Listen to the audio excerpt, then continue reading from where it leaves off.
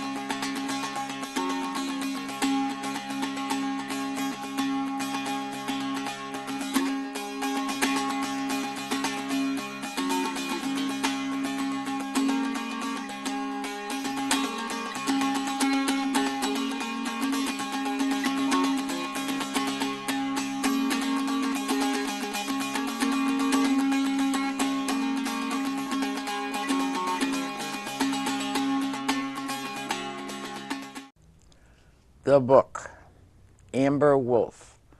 It took me until page 282 to find out why it was Amber Wolf.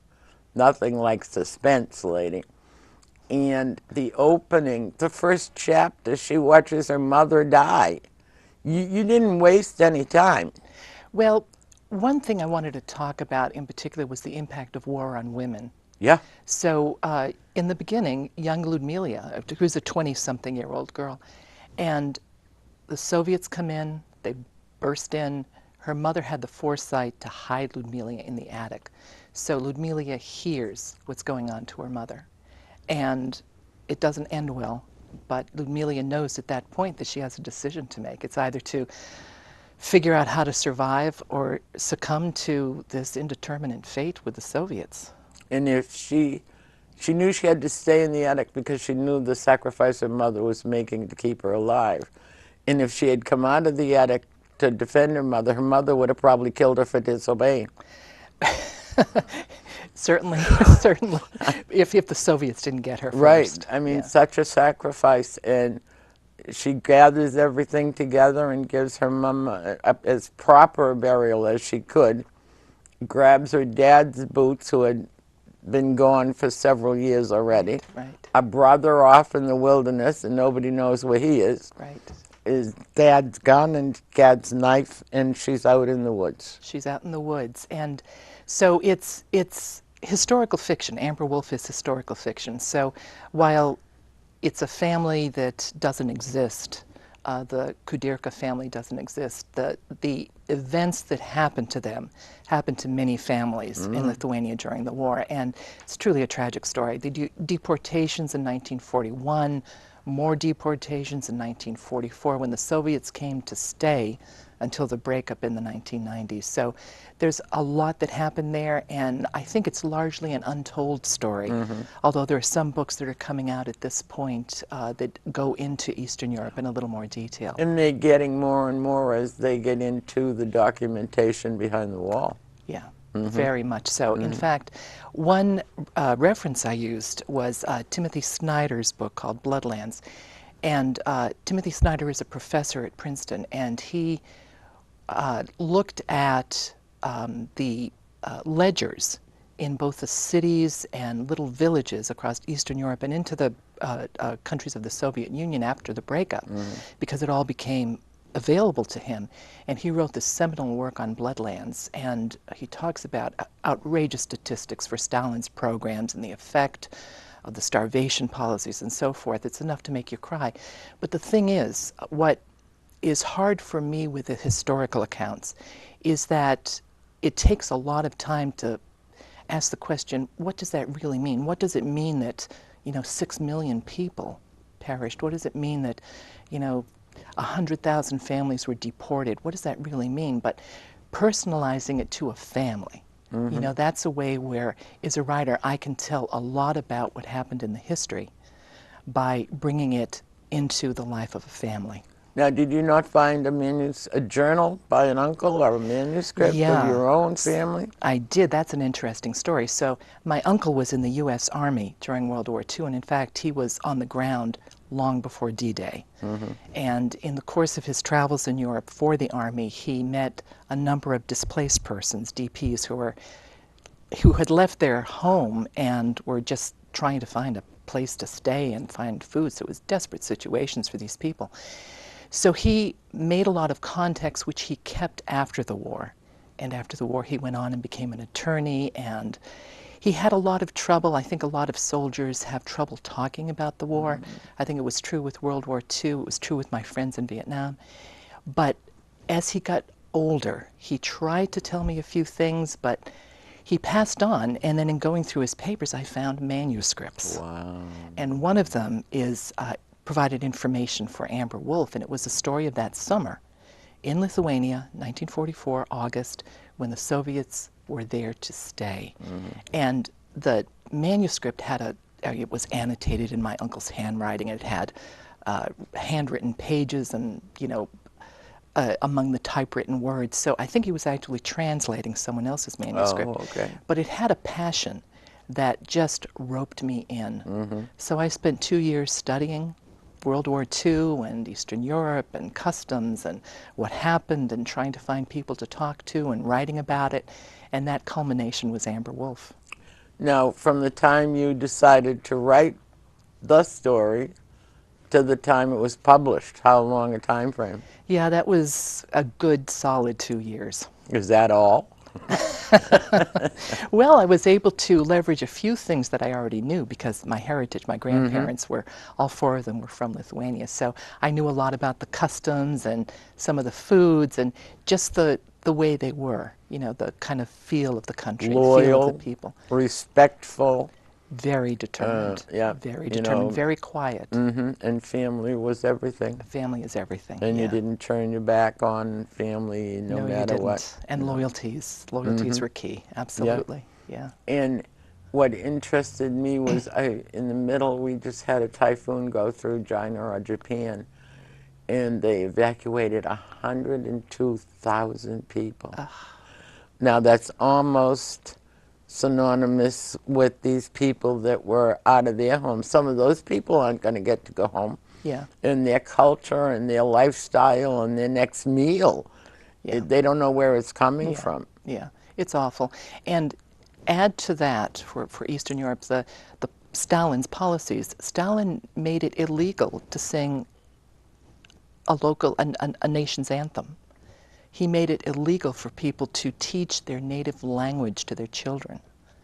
So add that to the mix, and you know, try to If we see don't what it learn was from like. history, we're liable to repeat it. Didn't they just take God out of all of our schools and Oh God, yeah. get mad about the Star-Spangled Banner? I had a story years ago about two young Indian ladies, American Indians, who were forced in elementary school to not speak their native language because the teachers didn't know it, and they didn't want them comparing notes. Yeah. So when the kids would go home during the day, the parents would speak their native language. They'd say, please, you're going to get me in trouble, you're going to get me in trouble. Yeah.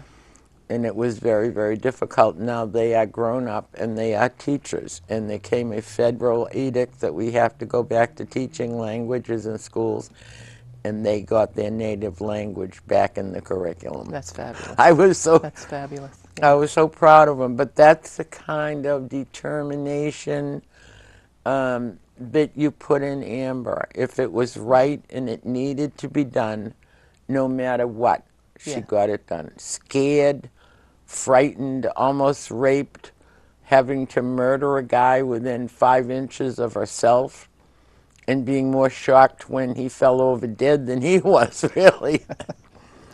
It did a very good job in holding my interest in the personalities. Did you have them on the table and you move them in and out of these situations? How'd you ever keep it straight? How do I write?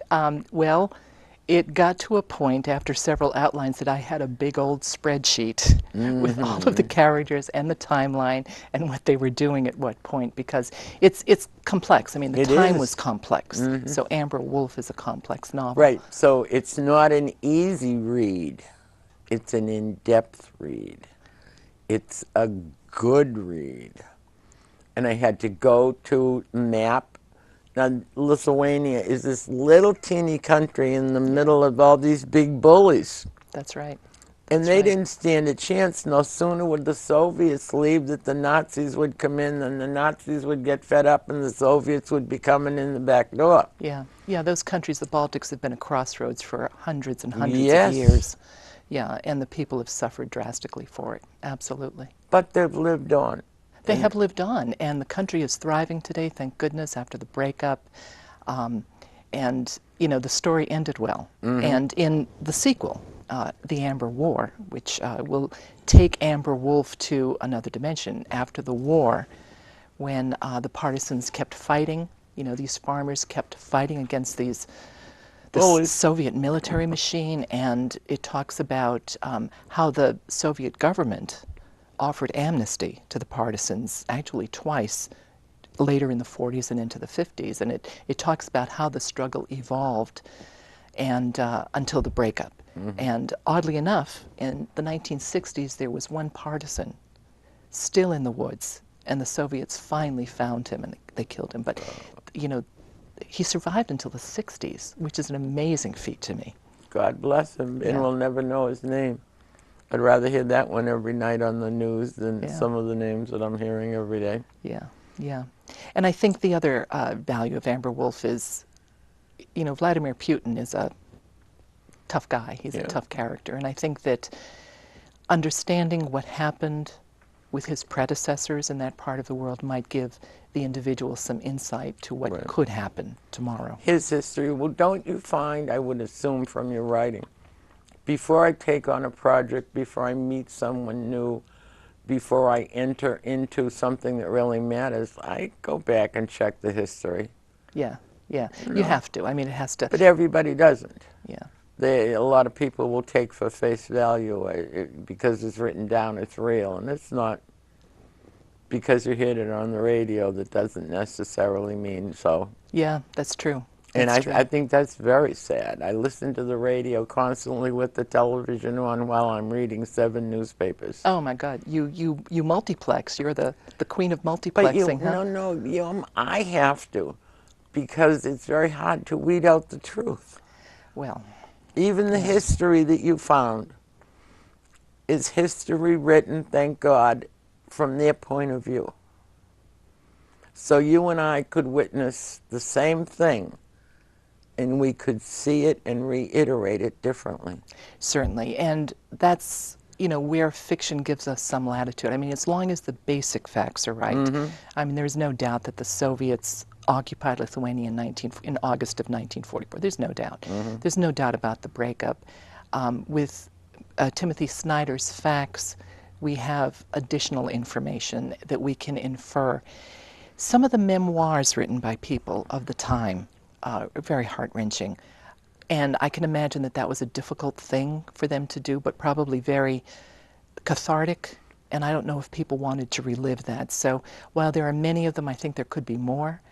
But the people who lived during that time are passing away. And so I think it's important to get what we can out there in terms of what it felt like, so that we really can pass that on to our children And say, how you got through it. I don't find that the people I meet up with this way have alternatives.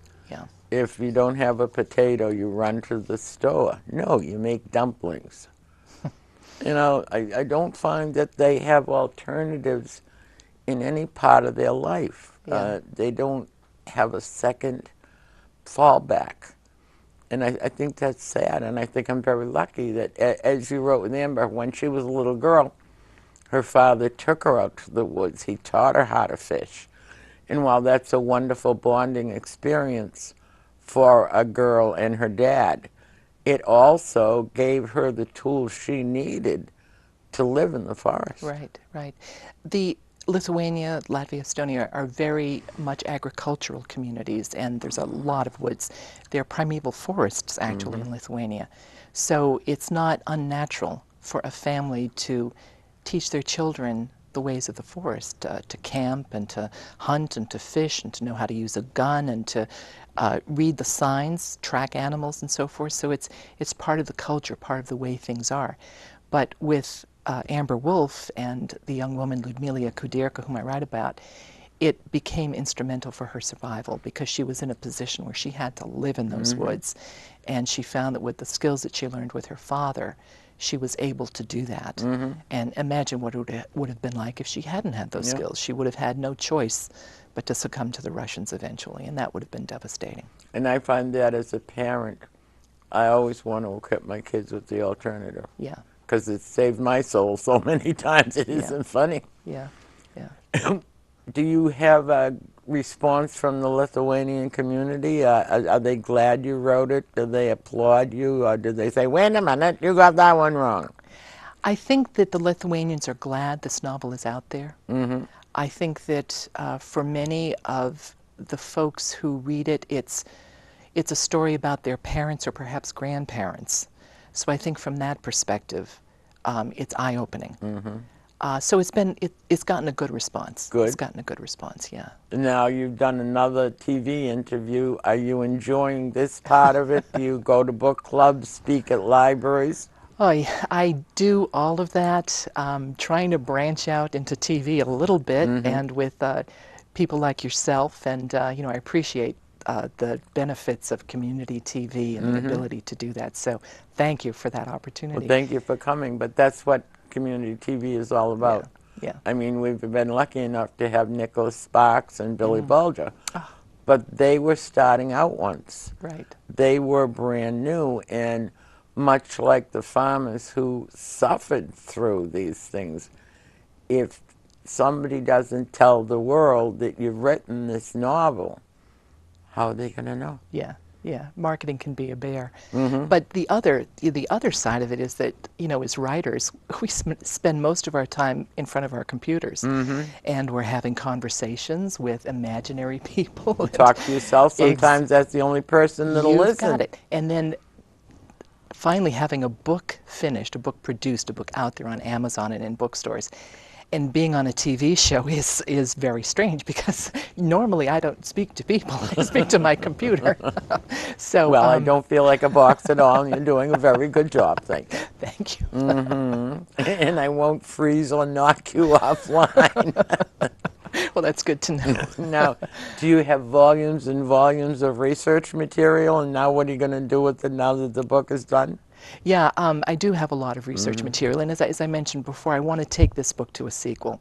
So I want to bring it up to the 1990s and the Soviet breakup. So it's historically, it's what happened to the partisan movement after the war ended. And 1944 is really when the partisan movement was ramped up, and they were, doing whatever they could to thwart the Soviets. But when we were thinking the war was over, it was just beginning for them. And it went on for decades. And people don't realize. But we had this similar, when you think of it, when the Civil War was over, the fact that it was over Yeah. didn't mean that the Northerners weren't pillaging the South. You are absolutely right. And the South wasn't killing Northerners who were foolish enough to be beyond the Mason-Dixon line. Right. The end of the war was as interesting as a story as the war. Absolutely. Some people are still fighting it today. Yeah. And I'm sure if you went into the farmlands and the back country in Lithuania, you would find those that hold the same truths and don't even have a computer to keep up with the world. So the way they know is the only way. Yeah. The partisans are heroes in Lithuania. Good. Yeah. And they ate well. I loved your recipe. I loved you. Everything started with K. Everything that sounded good. Krugel. Kugelis. Yep. Kapustas. Kapusta. And Karpaknia, the liquor. The liquor, yeah, honey flavored Honey liquor. Yeah. And I had Kapusta as a child. It's good, isn't it? And I don't know how my French-Canadian mother learned how to cook Kapusta, but I'm grateful for it. Variations. But there again, even in their cooking, they had alternatives. If you didn't have pork for the Kapusta, you put beef in it? Well, sure, or just butter, whatever. I mean, we're talking about a potato casserole, which is essentially, it's potato and eggs, so it's cooked into a custard, but any kind of bacon or butter or any kind of fat basically would work in the recipe. It's a very simple, hearty dish. And you don't know why they all start with K? I don't know why they all start with K. I will have to ask my Lithuanian friends why they all start with K. I wondered if that's a very common letter in translating, but they sound Lithuanian. They don't sound like they got translated. Sure, maybe I was obsessed with the letter K at the time. It served you very well. Have you started on the next book, or is it you're too busy doing all of this? I have started on the next book. Yes, and Amber War. So the follow-on to Amber Wolf is Amber War, and one big thread in the book is what happens to Ludmila Kudirka's father, who was deported in 1941. So the Amber War talks about his experience at a logging camp in Siberia. Okay, so that's where he was deported further. Yes, not and stateside. It's about his struggle. Now, the camps have been discussed, in other novels. For instance, Ruta Sepetys, who is a lovely young writer from Tennessee, has been doing young adult novels about World War II in Lithuania. But this goes into the particular thread of a labor camp for the Amber Wolf sequel. And it also talks about as I said, the history of that area and how it affected the partisans. So imagine yourself living in the woods, your heart is with your country, and then all of a sudden the government gives you a choice to come out of the woods and without penalty to rejoin society. What would you do? You wouldn't trust them. And wouldn't trust them. That was a very, very big theme at the time. But some of the partisans did put their guns down. And how would that feel to those who are left? What would that be like? What would it mean to them? So I try to get into that in Amber War, and to try to really look at what the time was like and Do why you that was such a vital do decision. you have a favorite passage in Amber Wolf that you would like to share with us? Well, actually, yes, I do. Part of Amber Wolf, one thread of Amber Wolf, is the notion of patriotism. So, is a country occupied by the Soviets, these people maintained their national identity, and they did a fabulous job. So, this little passage is when the partisans are in the woods, the head of the partisans, Seamus, is about to do a swearing-in ceremony, so that Ludmila, the main character in the novel, and her friends are forced to take an oath to be faithful to the partisan effort. So this is the passage leading up to that oath-taking ceremony. Okay, you take time to set yourself up, and we'll be right back.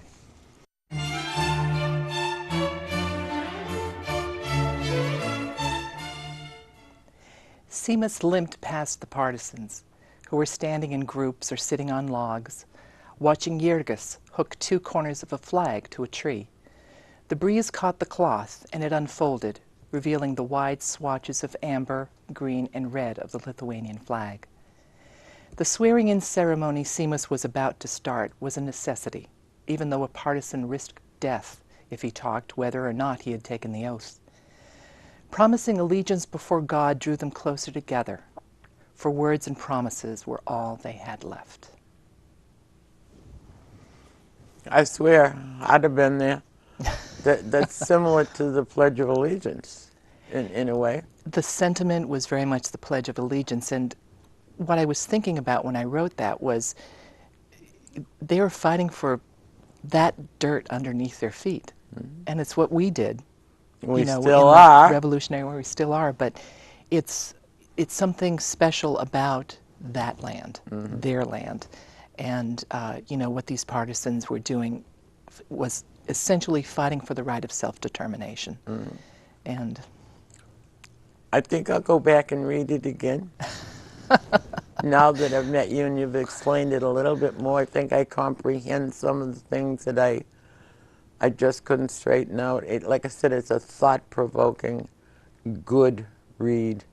They shouldn't all be easy, and you should learn from every line or every paragraph or every book. Thank you very much for coming. Thank you. I'm going to ask you to commit yourself to bringing us the next one. You've got it. Excellent. We'll hold you to that. That's Off the Shelf, Books on Tour. This time the book is Amber Wolf, and our guest has been Ursula Wong. Bye.